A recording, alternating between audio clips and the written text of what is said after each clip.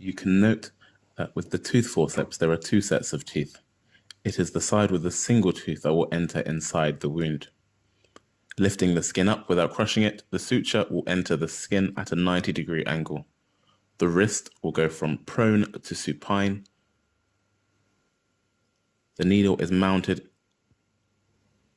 and the process is repeated. The skin is lifted without crushing. The wrist will go from prone to supine as the needle passes through. The key stages of knot tying are as follows. You place the needle holder on top of the wound in the same direction. You always wrap the suture towards the wound. And finally, the long and the short ends of thread will always alternate in direction every time you lay a knot.